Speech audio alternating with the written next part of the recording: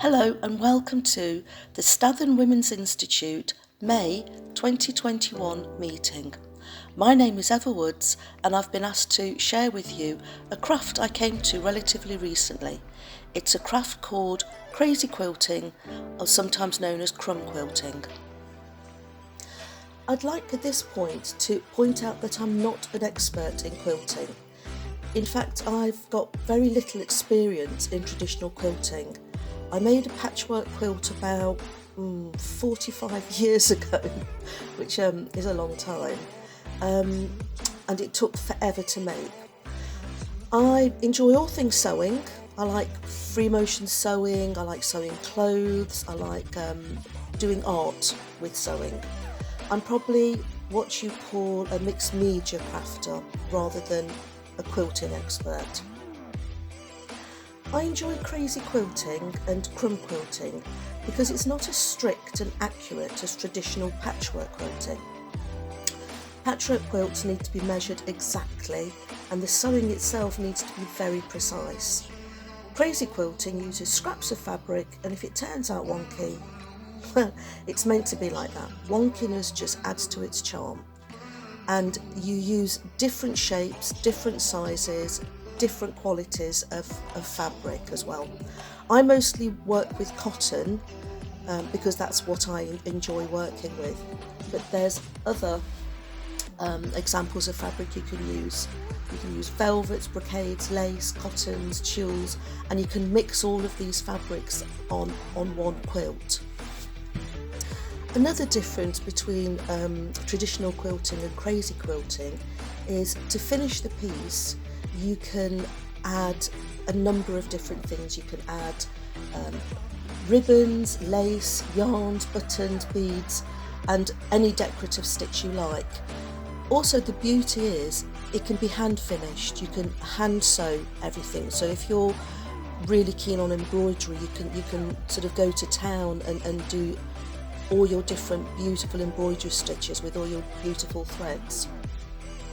I've recently bought a new sewing machine which has got lots of embroidery stitches on it, and I'm just really enjoying, practicing all the different stitches on my crazy quilts.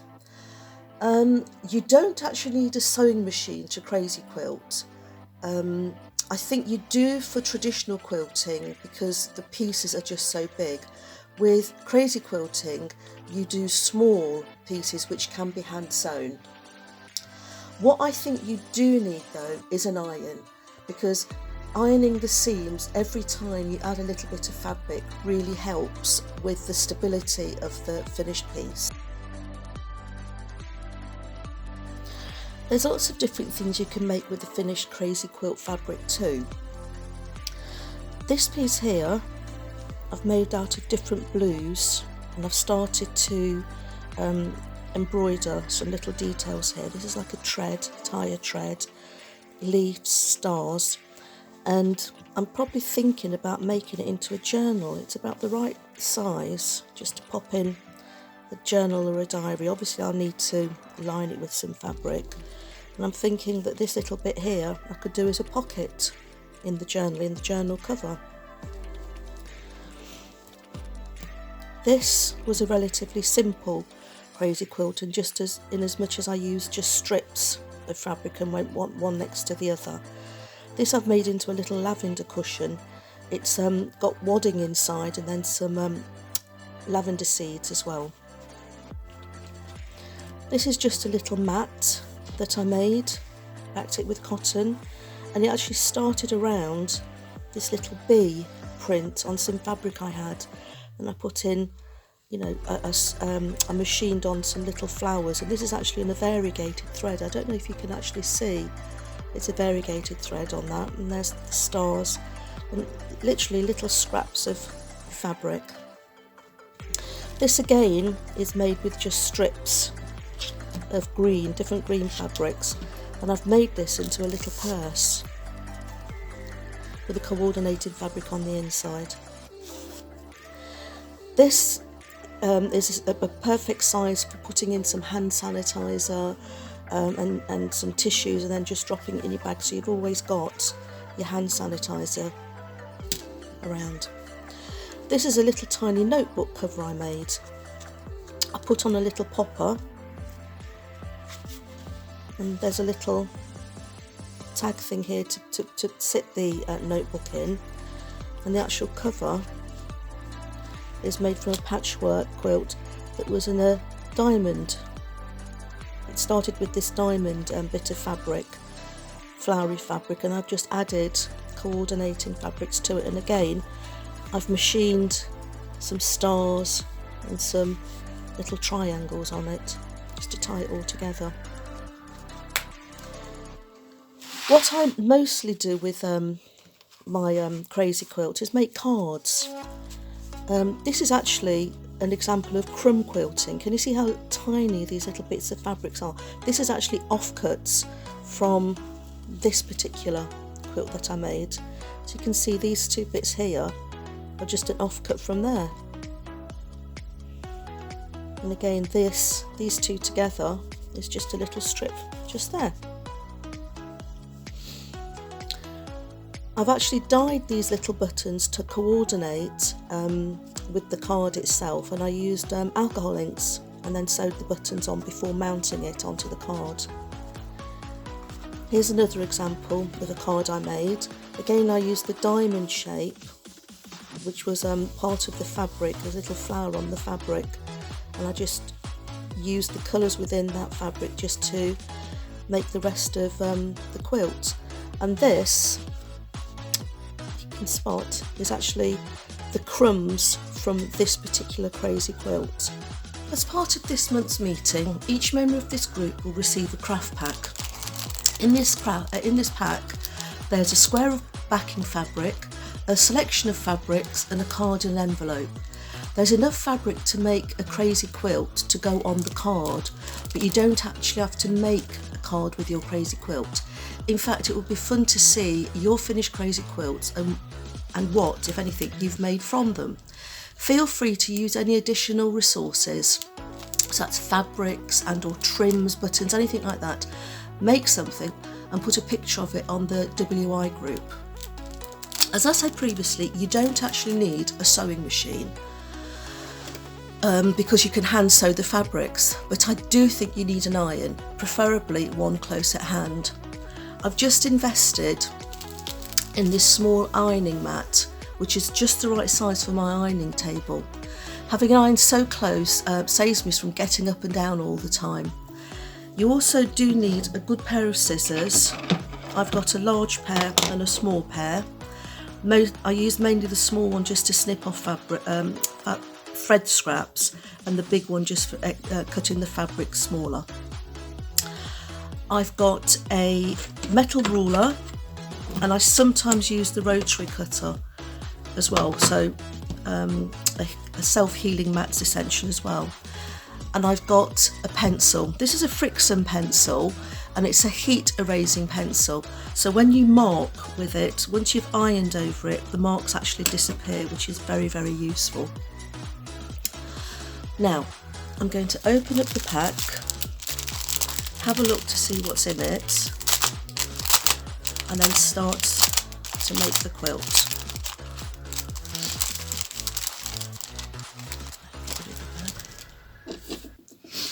So as I said, here's the backing quilt.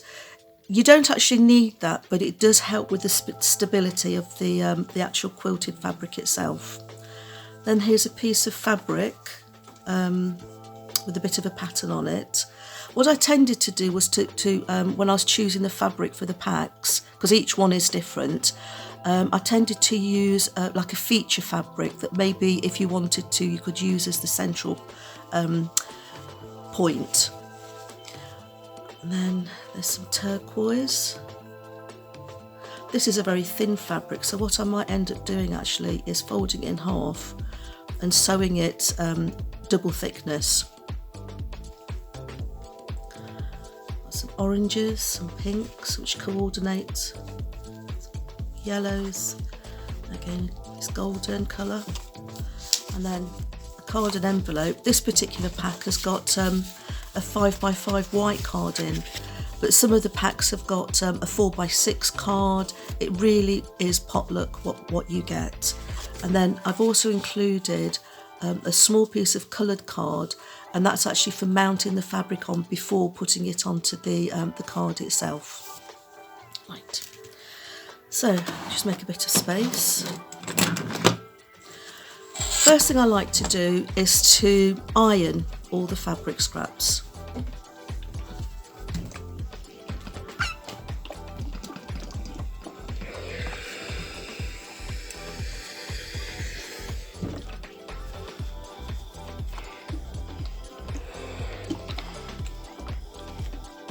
This way I can have a really good look at what I've got and start to think about what I can do with the pieces. Okay, that's the right way.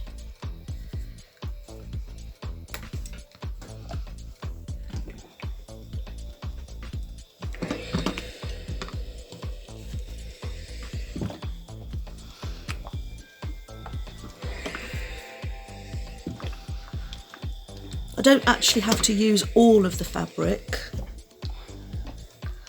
but I just thought that the colours seem to go together that I've got here.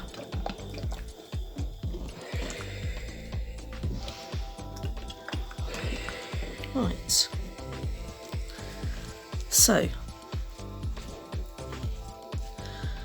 I think what I am going to do is to use one of these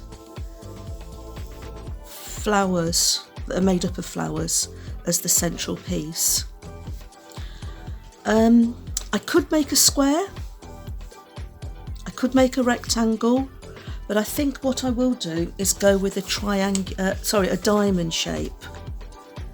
Now I've got some little shape templates cut out of paper that I like to use, but it's entirely up to you whether you want to use a template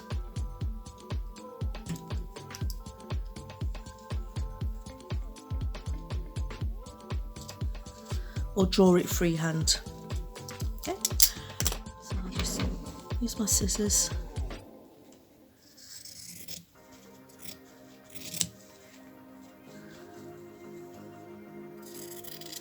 Let's cut the shape out. Again, it doesn't have to be exactly symmetrical or accurate, because as I said before, the wonkiness adds to its charm. Okay, and all the scraps that are left over can be used again on other projects. So now I can either do it central or slightly to the side. I think I quite fancy it to the side actually. So I'm going to iron it, and then all the marks that I made with the Fix-On pen disappear. So I think I'm going to use this turquoise and have it next to it just here. So what I'm going to do is cut a strip off,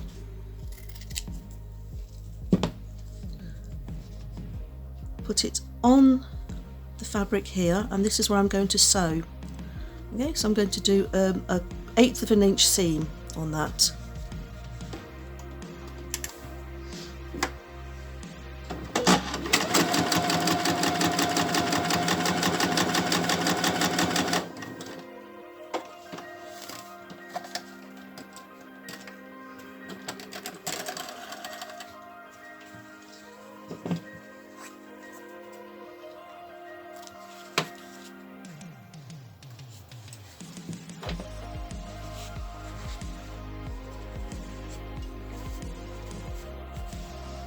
And then I'm going to sew it flat.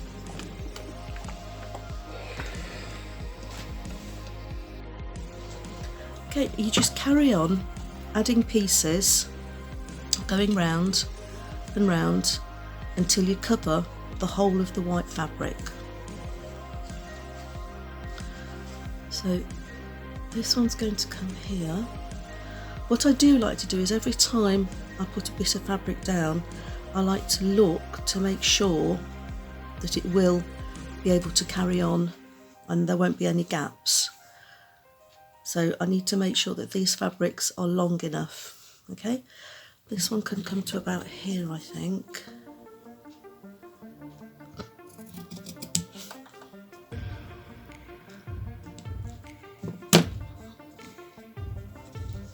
I'm going to carry on sewing. What I'm going to do is stop talking now and finish sewing this patch. I'll speed up the film so you're not actually watching me just sewing, but if it's sped up then it'll get to the end and then you can sort of roughly work out how to do it.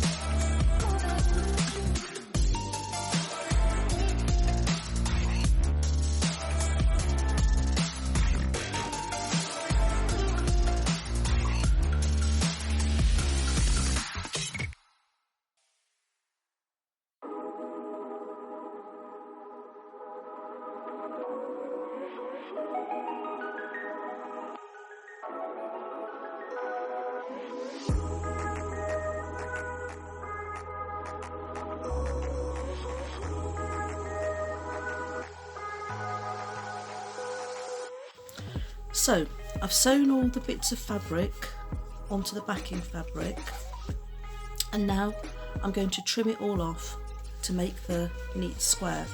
And this is where I use my rotary cutter and knife. Now you don't have to have a rotary cutter, you can mark it and then cut it with scissors.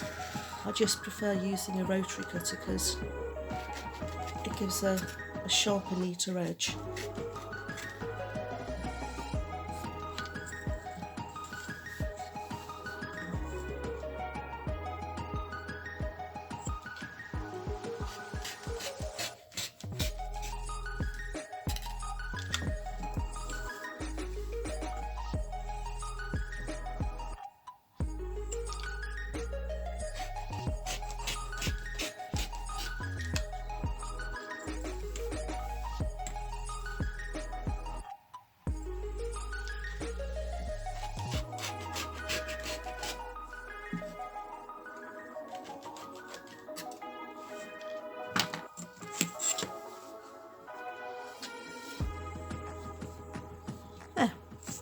Now, all the scraps, and you have got quite a few scraps left, they can then be put aside and used on another project. All this can be made into a crumb quilted fabric piece. I'm not throwing the bits on the floor. I have actually got a scrap bin to the side of me where after I've finished a project, I then go on and sort out, because I keep all my scraps in plastic bins, all colour coded. Right, what I'm now going to do is mount this onto the piece of card, turn the edges over, glue it on, and then when I've turned the edges over, I'll then machine all the way round.